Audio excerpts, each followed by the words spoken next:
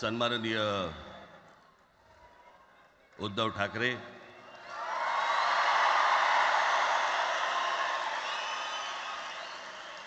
आणि माझ्या जमलेल्या सर्व तमाम मराठी बांधवांनो, भगिनींनो आणि मातांनो,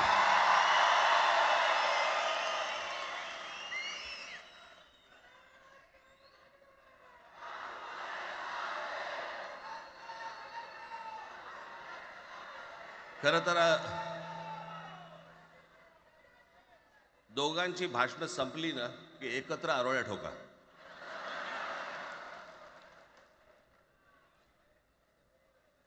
खरं तर आज मोर्चा निघायला पाहिजे होता.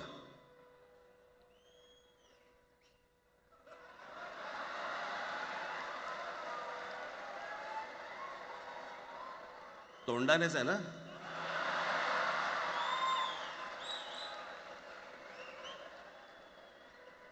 बस बस. मोर्चा खरं तर निघायला पाहिजे होता.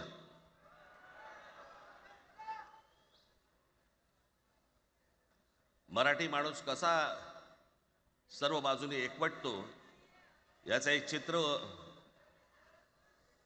मोठ्या प्रमाणावरती उभं राहिलं असतं.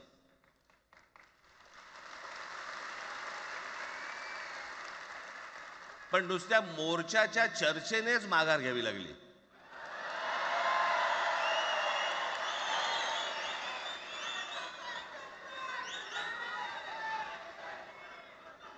खरं तर आजचाही मेळावा हा खरं तर शिवतीर्थावरती मैदानात व्हायला पाहिजे होता.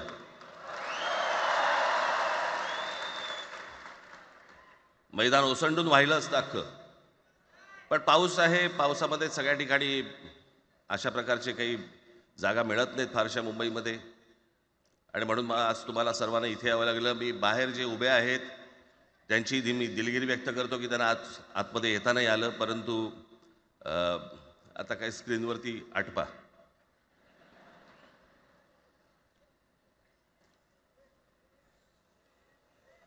मी माझ्या मुलाखतीमध्ये एक म्हटलं होतं की त्याच्यातनं या सगळ्या गोष्टी खरं तर सुरू झाल्या, आणि मी असं म्हटलं होतं की कोणत्याही वादापेक्षा आणि कुठच्याही भांडणापेक्षा महाराष्ट्र मोठा आहे.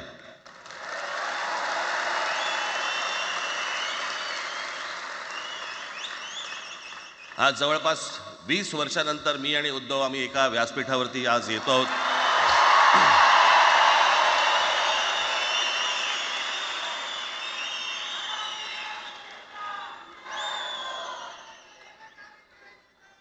जे माननीय बाळासाहेबांना जमलं नाही, जे अनेकांना जमलं नाही, आम्हाला दोघांना एकत्र आणायचं, ते देवेंद्र फडणवीसला जमलं.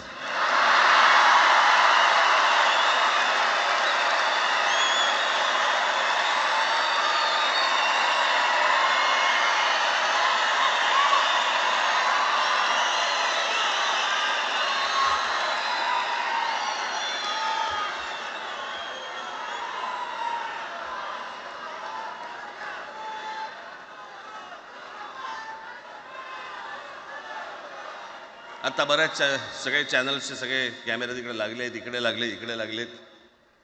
आता संध्याकाळी सगळं सुरू होईल. आता काय वाटतं, काय दोघांची बॉडी लँग्वेज कशी होती? कोणी कमी हसलं का? कोणी जास्ती हसलं का? कोणी बोलतायत का? आपल्याकडे मूळ विषय सोडून इतर गोष्टींमध्येच फार रस असतो अनेकांना. खरं तर आजचा हा मेळावा, मोर्चालाही तीच घोषणा होती, आजच्या मेळाव्यालाही तीच घोषणा आहे की कुठचाही झेंडा नाही, मराठी हाच अजेंडा.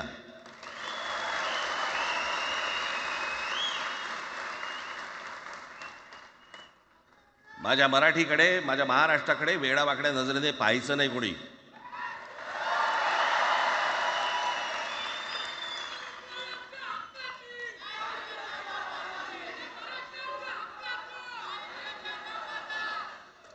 ठरलं ना आपलं सगळ्यात शेवटी द्यायच्या घोषणा.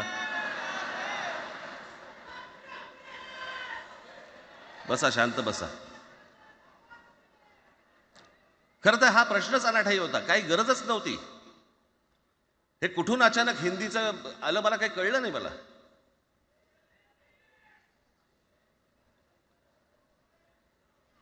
आणि हिंदी कशासाठी हिंदी? कोणासाठी हिंदी? त्या लहान लहान मुलांवरती जबरदस्ती करताय तुम्ही.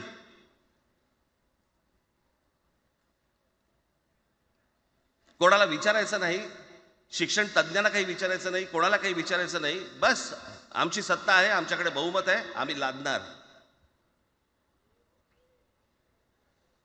तुमच्या हातात सत्ता असेल ती विधान भवनात,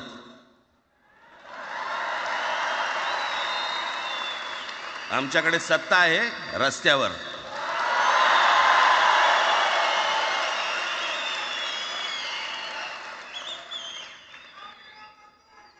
एक पत्र लिहिलं, 2 पत्र लिहिली, नंतर ते दादा भुसे माझ्याकडे आले. मला म्हणाले की आम्ही काय म्हणतो एवढं समजून तर घ्या, एवढं काय म्हणतो एवढं ऐकून तर घ्या. म्हटलं दादा तुम्हाला एक गोष्ट सांगतो, तुम्ही काय सांगता ते ऐकून घेईन पण ऐकणार नाही.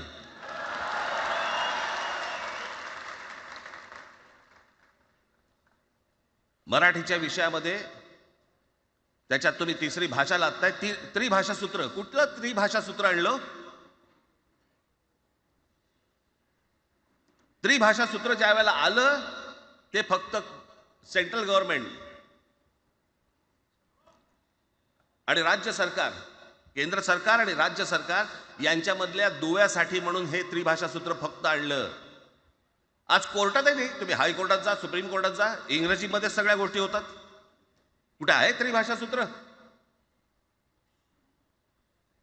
मग मला सांगायला लागले म्हणे केंद्रीय शिक्षण धोरणामध्ये, त्या धोरणातही नाही केंद्राच्या शिक्षण धोरणात,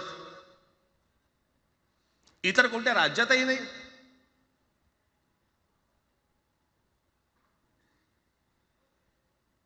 महाराष्ट्रात प्रयोग करून पाहिला तरी दक्षिणेची राज्य तर हिंग लावून विचारत नाही त्यांना. पण महाराष्ट्र ज्या वेळेला पेटून उठतो त्यावेळेला काय घडतं आणि काय होतं हे आज राज्यकर्त्यांना समजलं असेल. त्याशिवाय का माघार घेतली?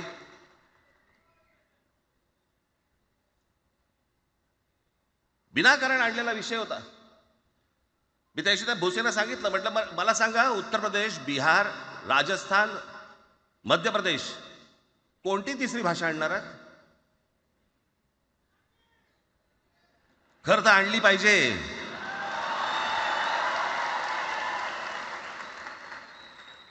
गंमत बघा, हिंदी भाषिक राज्य आहेत ती आर्थिकदृष्ट्या मागास,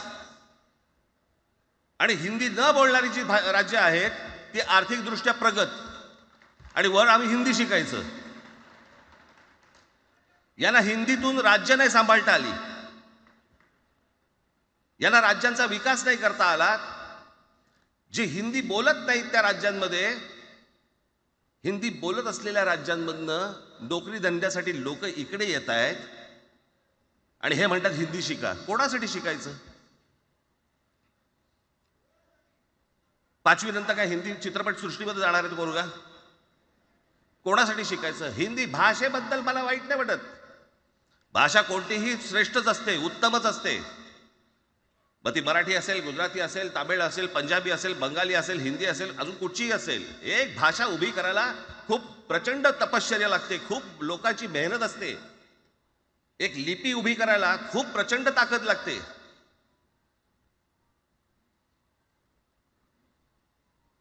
अशाच भाषा काय उभ्या राहत नसतात.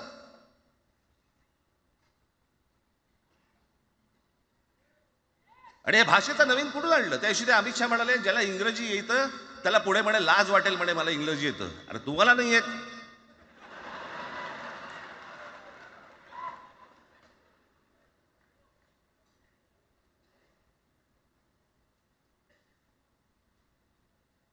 या संपूर्ण हिंद प्रांतावरती 125 वर्ष, 1400 वर्ष मराठ्यांनी राज्य केलं. 1400 वर्ष. इतक्या राज्यांवरती आम्ही राज्य केलं. त्यावेळेला राज्यच नव्हती, पण जे प्रदेश होते त्याच्यावरती राज्य केलं. आम्ही मराठी लादली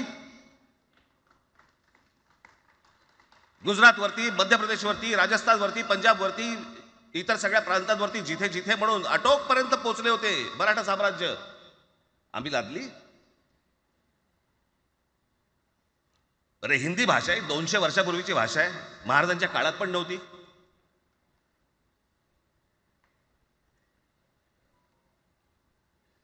कशासाठी आणि कोणासाठी आणि काय करायचे नेमकं?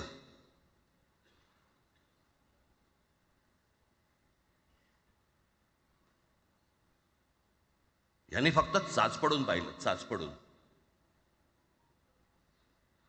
मुंबई स्वतंत्र करता येते का याच्यासाठी अगोदर जरा थोडंसं भाषेला डिवचून बघू.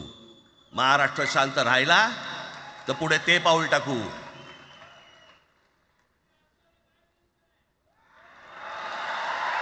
कोणाची माय व्हॅली आहे त्यांनी महाराष्ट्राला हात घालून दाखवावा, मुंबईला हात घालून दाखवावा.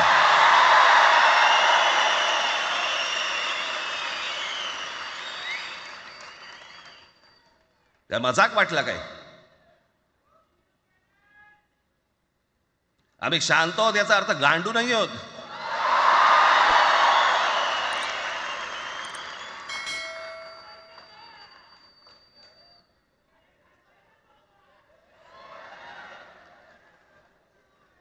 काही अंगावरती लादायचा प्रयत्न करता आणि मग आता माघार घेतली ना, मग माघार घेतली त्याचं काय करायचं? मग वेगळ्या ठिकाणी वळवा सगळं प्रकरण. वेगळ्या ठिकाणी म्हणजे कुठे? ठाकरेंची मुलं इंग्रजी मीडियम मध्ये शिकली, बरं मग पुढे? म्हणजे दादा भुसे मराठी मीडियम मध्ये शिकून शिक्षण मंत्री झाले, देवेंद्र फडणवीस इंग्रजी मीडियम मध्ये शिकून मुख्यमंत्री झाले. कुठे काय शिकले याचा काय संबंध?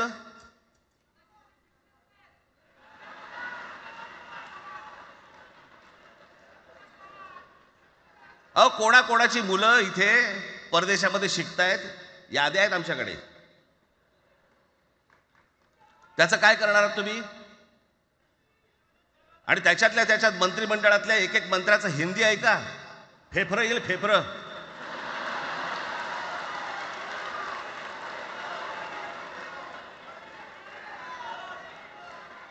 हे असले प्रश्न महाराष्ट्रातच विचारले जातात. आता मी तुम्हाला अजून एक गोष्ट सांगतो.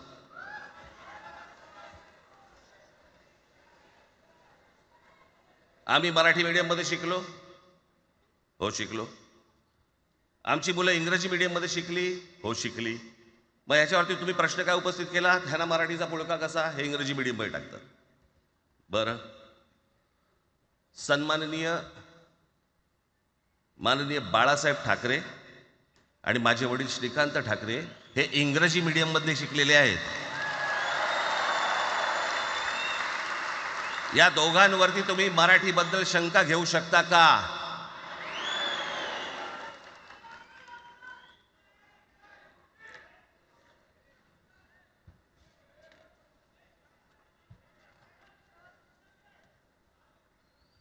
Lalkrishna Advani Saint Patrick high school Christian missionary school मध्ये शिकले. हिंदुत्वावर शंका घेऊ का त्यांच्या? कॉन्व्हेंट स्कूल मध्ये शिकलेले आहेत अडवाणी. दक्षिण भारतामध्ये बघा, तमिळच्या प्रश्नावरती, तेलुगूच्या प्रश्नावरती कडवटपणे समोर येऊन उभे राहतात. कोण विचारते ना तुमची मुलं कुठे शिकली आणि तुम्ही कुठे शिकलात?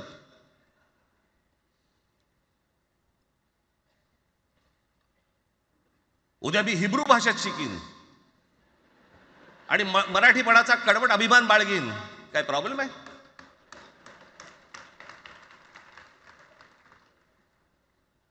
मी आता तुमच्याकडे दक्षिणेतले इंग्रजीमध्ये, मी अगदी थोडक्यात यादी आणली आहे. दक्षिण भारतातील इंग्रजी माध्यमात शिकलेले नेते आणि अभिनेते: Jayalalithaa Doveton English medium school, Stalin English medium school लायला, Kanimozhi Presentation Convent school, Udhayanidhi म्हणजे करुणानिधींचा नातू डॉन बॉस्को. चंद्रबाबू नायडू वडील इंग्लिश टीचर होते, शिक्षण इंग्रजी माध्यमात झालं. पवन कल्याण आंध्र उपमुख्यमंत्री, शिक्षण सेंट ॲन. नारा लोकेश NTRचा नातू, चंद्रबाबूंचा मुलगा, Stanford school. Kamal Hasan Santhome high school. अभिनेता विक्रम मॉटफोर्ड स्कूल. अभिनेता Suriya English medium. AR Rahman आधी पद्मशेषाद्री बालभवन आणि नंतर मद्रास कृष्णरी हायस्कूल. परवा दिवशीचा एक प्रसंग सांगतो. एका व्यासपीठावरती तामिळनाडूमध्ये AR रहमान व्यासपीठावरती उभे होते, काहीतरी कार्यक्रम होता. त्या बाई तामिळमध्ये बोलत होत्या. अचानक ती बाई हिंदीत बोलायला लागली. त्याच्यावरती रहमानने तिच्याकडे असं बघितलं, बोलला हिंदी, आणि व्यासपीठावरनं खाली उतरला.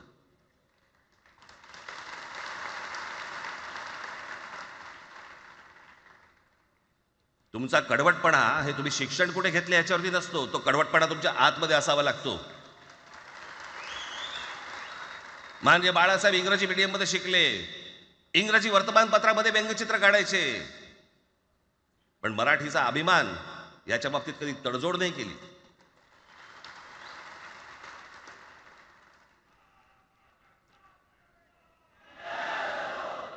म्हणे एक भाषा म्हणे सगळ्यांनाच बांधून ठेवते. कुठची एक भाषा? आजपर्यंत काय वाकडं झालं?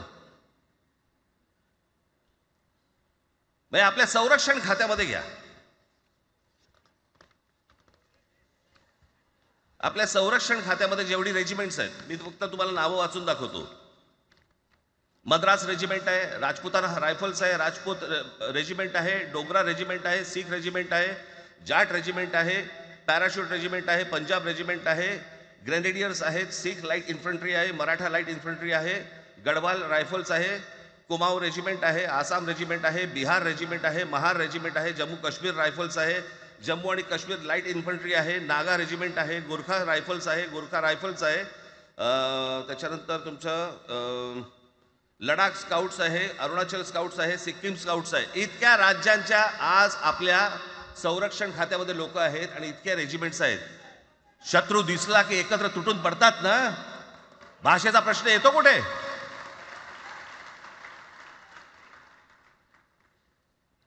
या देशामध्ये जेव्हा भाषावार प्रांतरचना झाली तीच या गोष्टींसाठी झाली ना, की प्रत्येक भाग तसे भाषांचे होते म्हणून. मग या सगळ्या गोष्टी का सुरू केल्यात तुम्ही? कशासाठी सुरू केल्यात? काय याच्या मागचं राजकारण? आत्ता सांगून ठेवतो. आज तुम्ही सगळेजण मराठी म्हणून एकत्र आलात. आज महाराष्ट्रामधला तमाम मराठी आज मराठी म्हणून एकत्र आला. टाळ्या वाजू नका. मी काय सांगतो नीट ऐका. याचा पुढचं राजकारण ह्यांचं पुन्हा तुम्हाला जातीमध्ये विभागायला सुरुवात करतील. पुन्हा हे जातीचं कार्ड खेळायला सुरुवात करणार. मराठी म्हणून तुम्हाला कधी एकत्र येऊ देणार नाहीत. हे जातीपातीमध्ये विभागायला सुरुवात करतील. आता हे सुरू केलं. काल कोणाच्या ते व्यापाऱ्याच्या कानफडीत मारली मीरा भाईंदरला. त्याच्या काय इथे लिहिलं होतं काय गुजराती?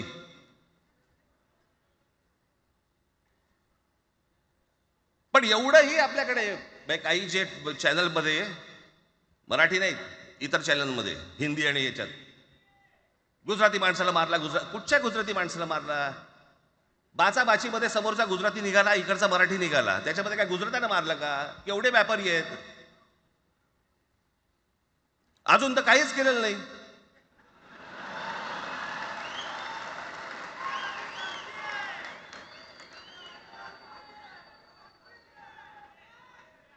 अर्थात त्यांना मराठी आली पाहिजे याच्याबद्दल वाद नाही. विनाकारण उठसूट काय मारामारी करायची गरज नाही आणि मारायची गरज नाही. पण जर जास्ती नाटकं केली तर कानाखाली आवाज काढलाच पाहिजे तुम्ही. पण चूक त्यांची असली पाहिजे. आणि एका गोष्टीचं लक्षात ठेवा. अशी कधी गोष्ट कराल त्याचे व्हिडिओ काढू नका.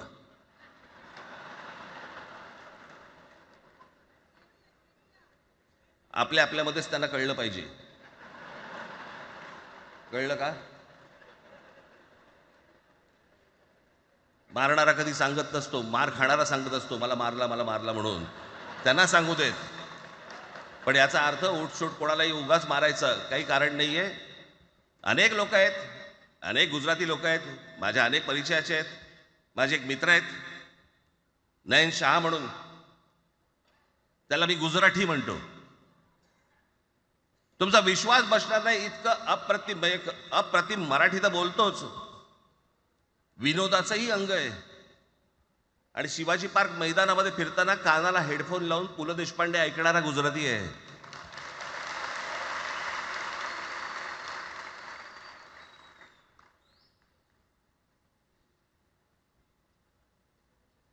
मी मगाशी तुम्हाला सांगितलं की हे मराठीचं बाळकडू, आमच्यासाठी ते बाळकडूच होतं.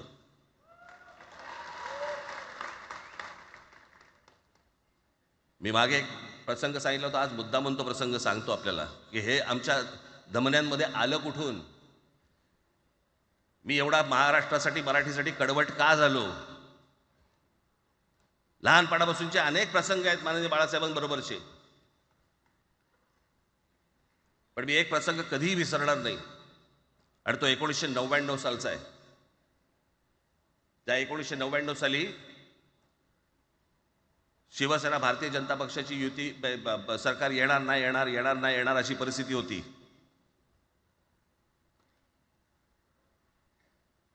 पवार साहेब त्यावेळेला त्यांनी राष्ट्रवादी काँग्रेस पक्ष स्थापन केला होता. वेगवेगळे लढले होते आणि मग सगळ्या त्या वादामध्ये, शिवसेना भारतीय जनता पक्षाच्या त्या वादामध्ये काहीच होईना. दिवसामागून दिवस चाललेत परंतु काही होईना. एके दिवशी मी मातोश्रीला खाली बसलो होतो, दुपारची वेळ होती. अचानक 2 गाड्या लागल्या.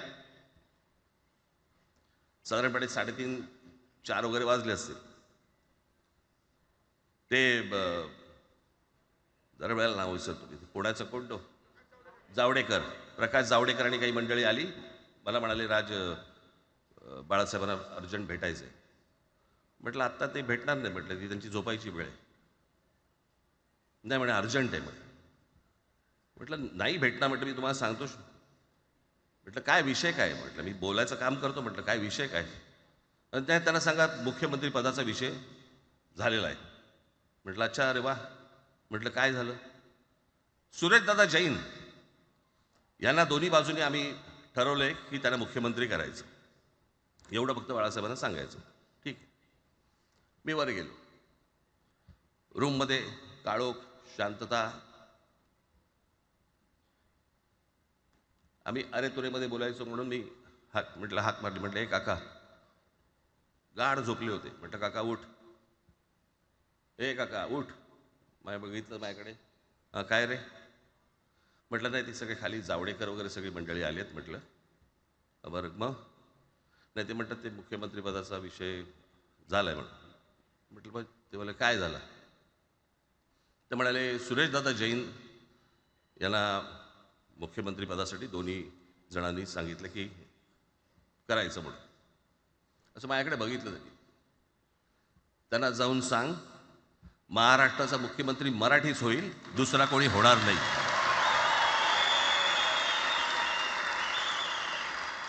मराठी या एका विषयासाठी मला तिकडे कळलं की या माणसाने सत्तेवर लाथ मारली.